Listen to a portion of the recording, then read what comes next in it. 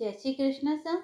आप सभी का मेरे चैनल पर स्वागत है। आइए सुनते हैं श्रीमद् भगवत गीता के दूसरे अध्याय का महात्म्य। श्री भगवान कहते हैं, लक्ष्मी, प्रथम अध्याय के महात्म्य का उत्तम उपाख्यान मैंने तुमसे कहा। अब अन्य अध्याय के महात्म्य श्रवण करो। दक्षिण दिशा में वेदवेत्ता ब्राह्मणों के पुरंदपुर नामक नगर में श्रीमान देव शर्मा नामक एक विद्वान ब्राह्मण रहते थे। वे अतिथियों के पूजक, स्वाध्यायशील, वे शास्त्रों के विशेषज्ञ, यज्ञों का अनुष्ठान करने वाले और तपस्वियों के सदा ही प्रिय थे। उन्होंने उत्तम द्रव्यों के द्वारा अग्नि में हवन करके दीर्घ काल तक देवताओं को तृप्त किया, किंतु उन धर्मात्मा ब्राह्मण को कभी सदा रहने वाली शांति न मिली। वे परम कल्याण में तत्व का ज्ञान प्राप्त करने की इच्छा से प्रतिदिन प्रचुर सामग्रियों के द्वारा सत्य संकल्प वाले तपस्वियों की सेवा करने लगे। इस प्रकार शुभ आचरण करते हुए उन्हें बहुत समय बीत गया। तदंतर एक दिन पृथ्वी पर उनके समक्ष एक त्यागी महात्मा प्रकट हुए। वे पूर्ण अनुभवी, आकांक्षा रहित, नासिका के अग्रभाग पर दृष्टि रखने वाले तथा शांत चित्त थे। निरंतर परमात्मा के चिंतन में संलग्न हो वे सदा आनंद विभोर रहते थे। देव शर्मा ने उन नित्य संतुष्ट तपस्वी को शुद्ध भाव से प्रणाम किया और पूछा, महात्मन, मुझे शांतिमय स्थिति कैसे प्राप्त होगी? तब उन आत्मज्ञानी संत ने देव शर्मा को सोपुर ग्राम के निवासी मित्रवान का, जो बकरियों का चरवाहा था, परिचय दिया और कहा, वही तुम्हें उपदेश देगा। यह सुनकर देव शर्मा ने महात्मा के चरणों की वंदना की और समृद्धिशाली सोपुर ग्राम में पहुंचकर उसके उत्तर भाग में एक विशाल वन देखा। उसी वन में नदी के किनारे एक शिला पर मित्रवान बैठा था। उसके नेत्र आनंदातिरेक से निश्चल हो रहे थे। वह अपलक दृष्टि से देख रहा था। वह स्थान आपका सा स्वाभाविक वैर छोड़कर एकत्र हुए परस्पर विरोधी जंतुओं से घिरा था। वहां उद्यान में मंद मंद वायु चल रही थी। मृगों के झुंड शांत भाव से बैठे थे और मित्रवान दया से भरी हुई आनंद मनोहारिणी दृष्टि से पृथ्वी पर मानो अमृत छिड़क रहा था। इस रूप में उसे देखकर देव शर्मा का मन प्रसन्न हो गया। वे उत्सुक होकर बड़ी विनय के साथ मित्रवान के पास गए।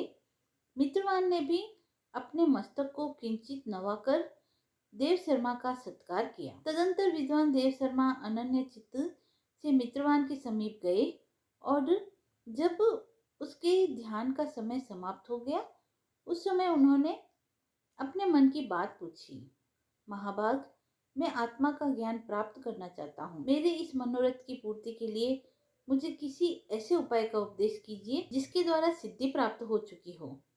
देव शर्मा की बात सुनकर मित्रवान ने एक क्षण तक कुछ विचार किया। उसके बाद इस प्रकार कहा, विद्वान, एक समय की बात है, मैं वन के भीतर बकरियों की रक्षा कर रहा था। इतने में ही एक भयंकर व्याघ्र पर मेरी दृष्टि पड़ी, जो मानो सबको ग्रस लेना चाहता था।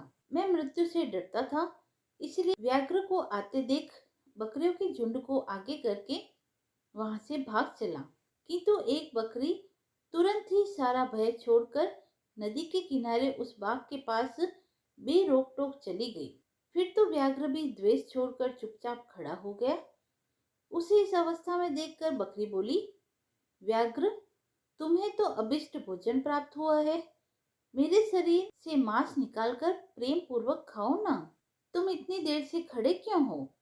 तुम्हारे मन में मुझे खाने का विचार क्यों नहीं हो रहा है?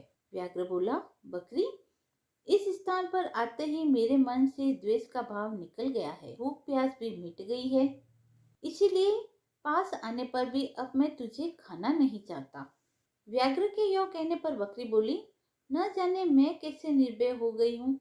इसमें क्या कारण हो सकता है? यदि तुम जानते हो तो बताओ। यह सुनकर व्याघ्र ने कहा, मैं भी नहीं जानता। चलो सामने खड़े हुए इन महापुरुष से पूछते हैं। ऐसा निश्चय करके वे दोनों वहां से चल दिए। उन दोनों के स्वभाव में यह विचित्र परिवर्तन देखकर मैं बहुत विस्मय में पड़ गया। इतने में ही उन्होंने मुझसे ही आकर प्रश्न किया।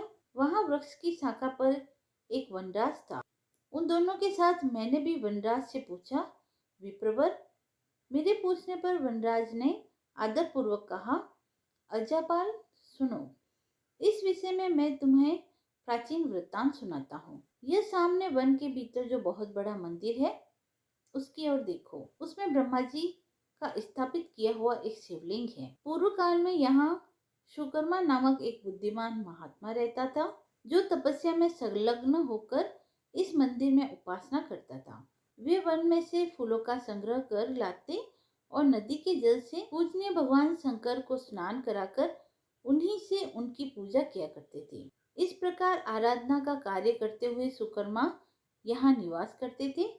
बहुत समय के बाद उनके समीप किसी अतिथि का आगमन हुआ। सुकर्मा ने भोजन के लिए फल लाकर अतिथि को अर्पण किया और कहा, विद्वान, मैं केवल तत्व ज्ञान की इच्छा से भगवान शंकर की आराधना करता हूँ। आज इस आराधना का फल परिपक्व होकर मुझे मिल गया, क्योंकि इस समय आप जैसे महापुरुष ने मुझ पर अनुग्रह किया है।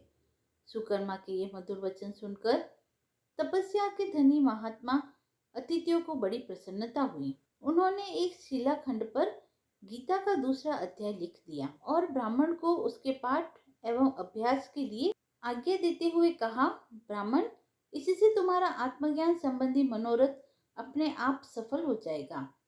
यह कहकर वे बुद्धिमान तपस्वी सुकर्मा के सामने ही उनके देखते देखते अंतर्ध्यान हो गए। सुकर्मा विस्मित होकर उनके आदेश के अनुसार निरंतर गीता के द्वितीय अध्याय का अभ्यास करने लगा। तदंतर दीर्घ काल के पश्चात अंतःकरण शुद्ध होकर उन्हें आत्मज्ञान की प्राप्ति हुई। फिर वे जहाँ जहाँ गए वहाँ का तपोवन शांत हो गया। उनमें शीत, उष्ण और राग द्वेष आदि की बाधाएं दूर हो गई। इतना ही नहीं, उन स्थानों में भूख प्यास का कष्ट भी जाता रहा तथा भय का सर्वथा अभाव हो गया। यह सब द्वितीय अध्याय का जप करने वाले सुकर्मा ब्राह्मण की तपस्या का ही प्रभाव समझो। मित्रवान ने कहा, वनराज के यों कहने पर मैं प्रसन्नता पूर्वक बकरी और बाघ के साथ उस मंदिर की ओर गया। वहां जाकर शिलाखंड पर लिखे हुए गीता के द्वितीय अध्याय को मैंने देखा और पढ़ा। उसी की आवृत्ति करने से मैंने तपस्या का पार पा लिया है। अतः भद्र पुरुष, तुम भी सदा द्वितीय अध्याय की ही आवृत्ति किया करो। ऐसा करने पर मुक्ति तुमसे दूर नहीं रहेगी। श्री भगवान कहते हैं, प्रिय, मित्रवान के इस प्रकार आदेश देने पर देव शर्मा ने उनका पूजन किया और उन्हें प्रणाम करके पुरंदरपुर की राह ली। वहां किसी देवालय में पूर्वोक्त आत्मज्ञानी महात्मा को पाकर उन्होंने यह सारा वृत्तांत निवेदन किया और सबसे पहले उन्हीं से द्वितीय अध्याय को पढ़ा। उनसे उपदेश पाकर शुद्ध अंतःकरण वाले देव शर्मा प्रतिदिन बड़ी श्रद्धा के साथ द्वितीय अध्याय का पाठ करने लगे। तब से उन्होंने प्रशंसा के योग्य परम पद को प्राप्त कर लिया। लक्ष्मी, यह द्वितीय अध्याय का उपाख्यान मैंने तुमसे कहा है। द्वितीय अध्याय समाप्त हुआ। यदि आपको यह वीडियो पसंद आया हो तो आप मेरे चैनल को लाइक, शेयर एवं सब्सक्राइब करें। धन्यवाद।